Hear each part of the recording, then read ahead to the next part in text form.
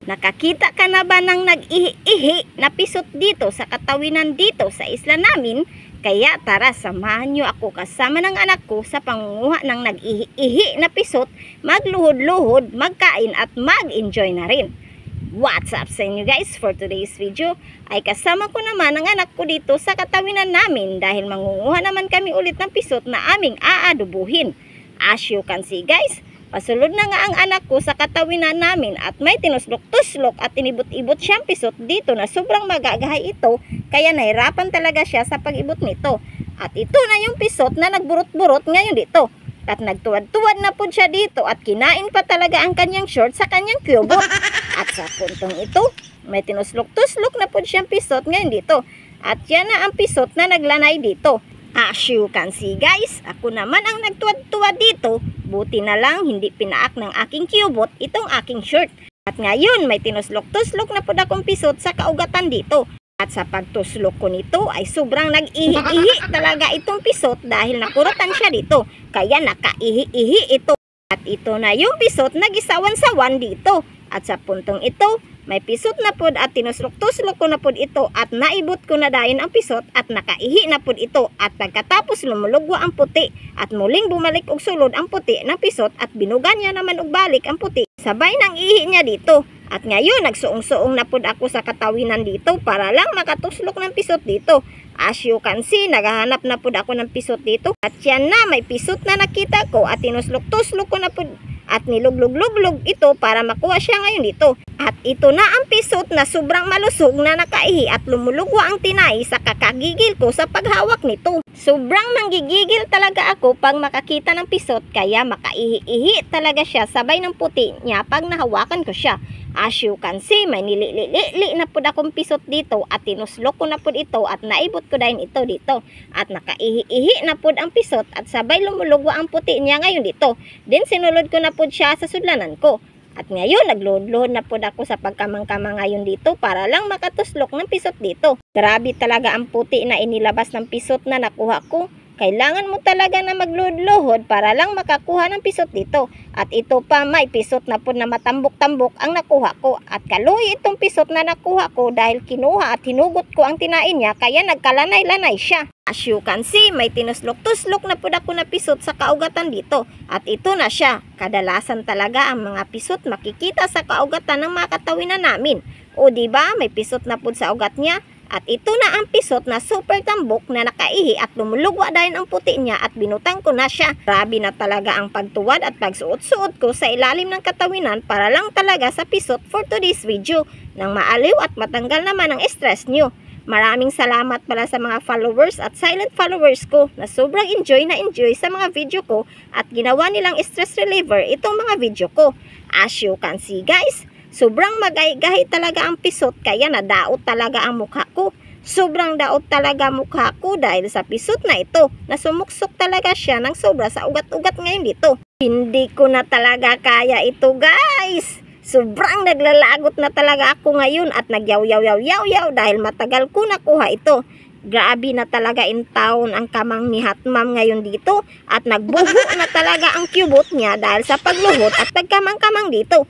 Ganito talaga ang diskarte, kailangan mo talaga magluhod sa pagkamang para lang makakuha ng pisot na mag-ihi-ihi ngayon dito. Ang dami talagang pisot dito sa katawinan namin. Hindi ka talaga magmamahay kung manuslok at manguha ng pisot dito sa napakagandang isla namin.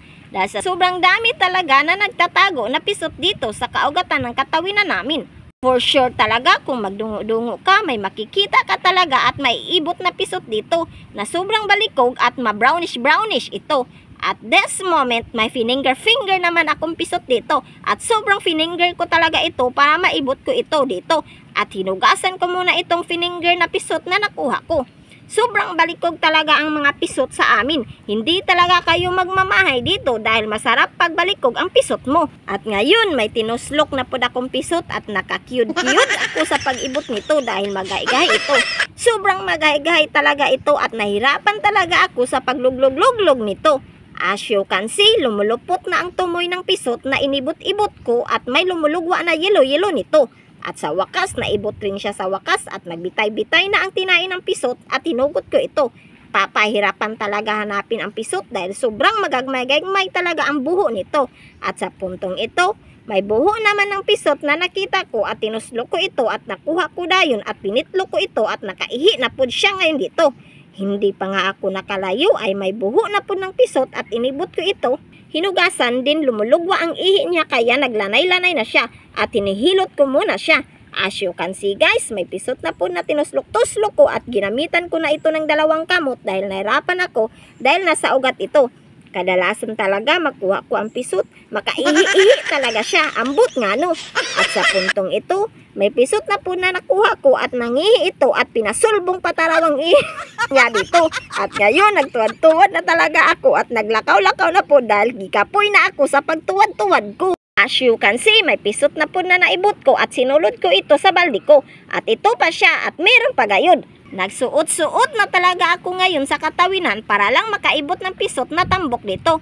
Medyo marami-rami na talaga akong pisot na nakuha ngayon dito. At ito pa siya na nakaihi ngayon dito. At ito pa gayon, nakaihi pa rin siya. As you can see guys, may tinuwaran na po akong pisot ngayon dito. At ito pa at meron pa gayon. At this moment, ang anak ko naman ulit ang naghahanap ng pisot dito sa ilalim ng katawinan. At siya na may buho na ng pisot at tinuslok-tuslok na niya ang buho ng pisot at inibot niya ito, hinugasan at siya na ang pisot na nag-iihi na sobrang matambok-tambok. Naglakad-lakad naman ulit itong anak ko at may tai-tai ng pisot at tinuslok-tuslok niya ito dito at naibot niya ito. At yan na ang pisot na brownish ang nakuha niya. As you can see, naibot na po siyang pisot.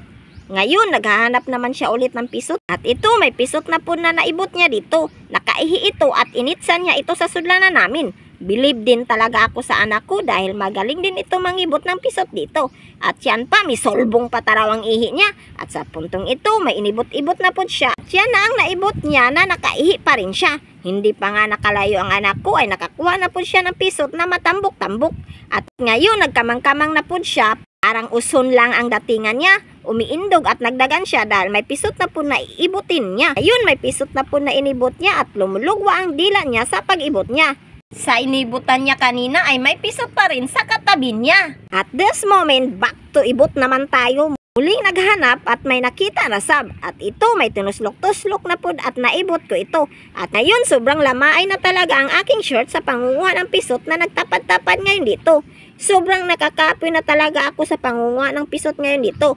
At sa puntong ito na lahat ang pisot na nakuha ko at aadobuhin ko ito. As you can see, binutangan ko na ito ng abo at kinumot-kumot ko ito. Habang nagkumot-kumot pa tayo ay magsha-shoutout muna ako dito.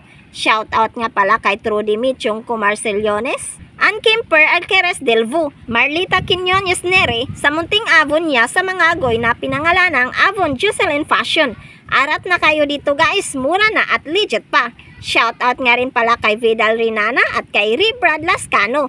At sa sinong magpa-shoutout dyan, mag-comment lang kayo para manotice ko kayo at ma-shoutout dito.